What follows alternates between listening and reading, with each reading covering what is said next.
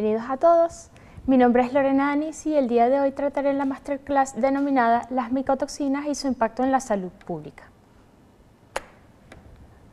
Las micotoxinas son toxinas producidas por hongos que, al ser ingeridas, inhaladas o absorbidas a través de la piel, causan no solamente enfermedades, sino la muerte en algunos casos, tanto de humanos como de animales.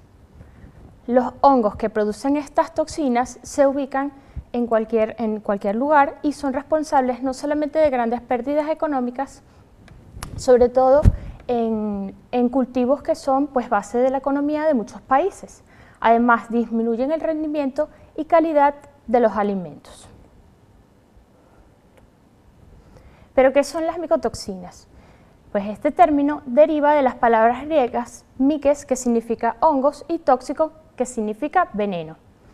Han ocasionado enfermedades desde que el hombre inició a cultivar de manera organizada. ¿Pero cómo se produce? Pues los hongos, durante la degradación de nutrientes, forman un gran número de metabolitos, entre los que son tóxicos para los microorganismos, como son los antibióticos, o tóxicos para los humanos y los animales, como son las micotoxinas. Entre las especies involucradas son producidas principalmente por los hongos de los géneros Aspergillus, Penicillium y Fusarium. En la tabla que observamos a continuación se observan principalmente como las aflatoxinas B1 y B2 son producidas por Aspergillus flavus, deoxinivalenol y seralenona producidas por Fusarium graminearum, y las ocratoxinas que realmente son producidas por dos géneros, tanto de Penicillium como de Aspergillus. En esta imagen observamos un poco cómo es el micelio en placas de Petri, la parte superior de su micelio, tanto de Aspergillus, Fusarium como Aspergillus ocraceus. En cuanto a los efectos adversos a la salud, pues podemos encontrar toxicidad aguda o crónica. Con respecto a la toxicidad aguda, pues tenemos efectos nocivos en el sistema nervioso central, cardiovascular, respiratorio y en el aparato digestivo.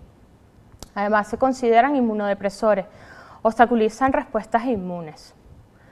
En cuanto a toxicidad crónica, pues son unos agentes cancerígenos, mutágenos y teratógenos. Debemos atender sobre todo a personas con riesgo, que pueden ser niños, embarazadas o ancianos. ¿Pero qué factores determinan la producción de estas toxinas? La presencia de un hongo no implica la presencia de toxinas. La ausencia del hongo no garantiza que el alimento esté libre de toxinas. Todos estos hongos dependen de factores determinantes para su desarrollo, entre ellos, además de los nutrientes, las condiciones climáticas donde se desarrollan. Generalmente se desarrollan en presencia de oxígeno, pero también hay algunos que son anaerobios.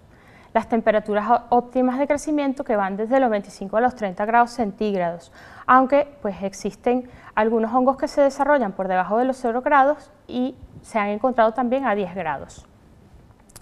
Además, uno de los factores determinantes es la actividad hídrica. Observamos en la imagen cómo esa actividad hídrica va cambiando desde la cosecha hasta la producción. En las cosechas, estas esporas de los hongos son transportadas no solamente por el viento, sino también transmitidas por insectos. Los granos dañados también pueden facilitar esa invasión. La actividad metabólica de estos insectos incrementa no solamente la temperatura, sino también la humedad. Sequías e inundaciones incrementan el número de plagas, por tanto, el nivel de contaminación. Durante el almacenamiento, ambientes cálidos y húmedos favorecen el crecimiento de estos hongos y, por supuesto, la producción de toxinas. Pero, ¿cuáles son los aspectos legislativos y las normas vigentes? Pues encontramos no solamente el reglamento, sino una de las normas del Códex. El reglamento establece o define contenidos máximos permitidos en microgramos por kilogramos basados en la presencia de estas toxinas. Con respecto al Códex, ellos hablan un poco acerca del plan de muestreo, porque es posible que estas toxinas y estos hongos no se distribuyan homogéneamente en la muestra.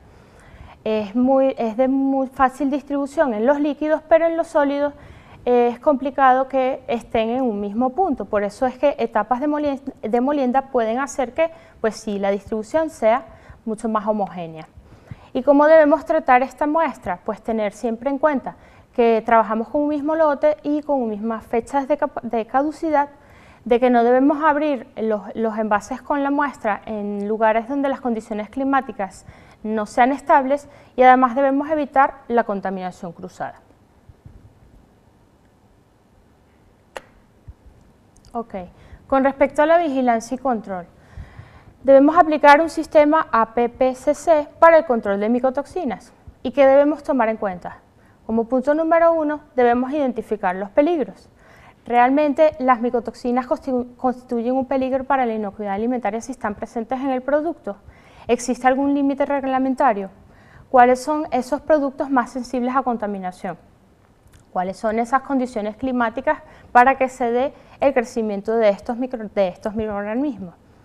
Como punto número 2, pues por supuesto, identificar el diagrama de flujo. ¿La contaminación se produjo antes o después? Son aspectos que debemos tener en cuenta.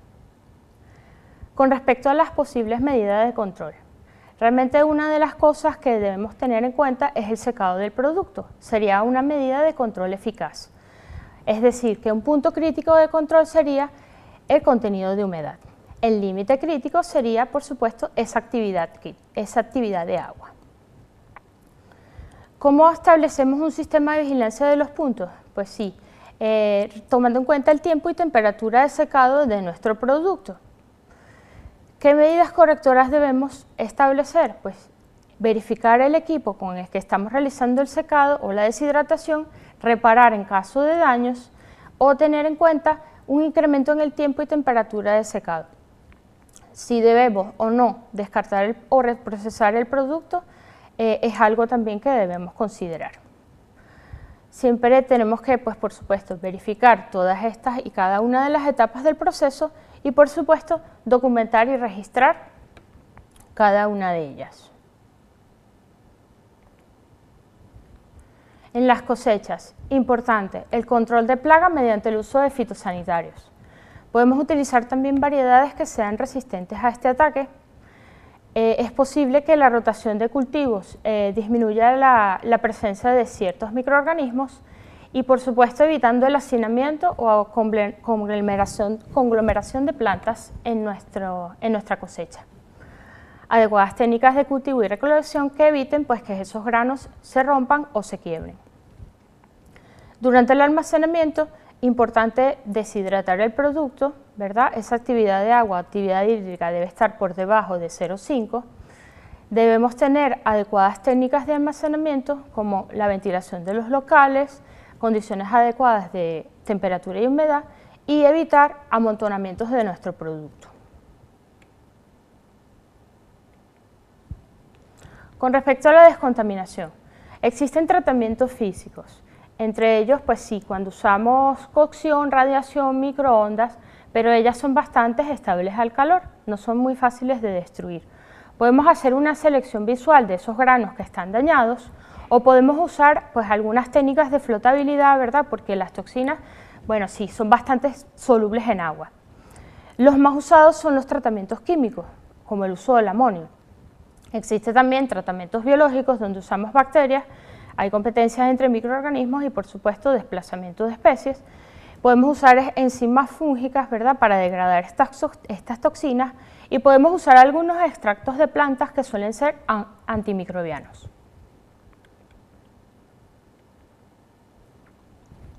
¿Cuáles son esos métodos de detección? Pues sí, tenemos tanto técnicas cromatográficas como técnicas inmunológicas. Entre las cromatográficas, la más utilizada pues, es la cromatografía en capa fina por su fácil identificación y menor coste. Además, utilizan la fluorescencia que presentan estas toxinas al exponerse a la luz ultravioleta. Una de las cromatografías que es mucho más exacta y precisa es la cromatografía de alta afinidad, como es HPLC. Es bastante sensible, un método bastante sensible, pero su coste es mucho mayor. Podemos usar también cromatografía de gases, pero por degradación térmica de la muestra es bastante inestable y por tanto la detección no será tan eficaz. Técnicas inmunológicas como ELISA o radioinmunoensayos son bastante específicas y rápidas, aunque un poco costosos estos kits rápidos.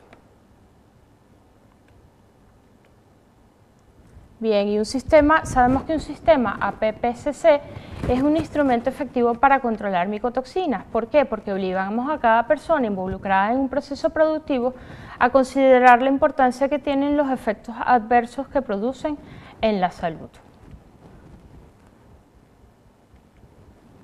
Bien, la bibliografía que hemos utilizado, pues sí, los manuales de la FAO, el reglamento, el códex y bueno, y una de las literaturas comentadas desde el año 2015.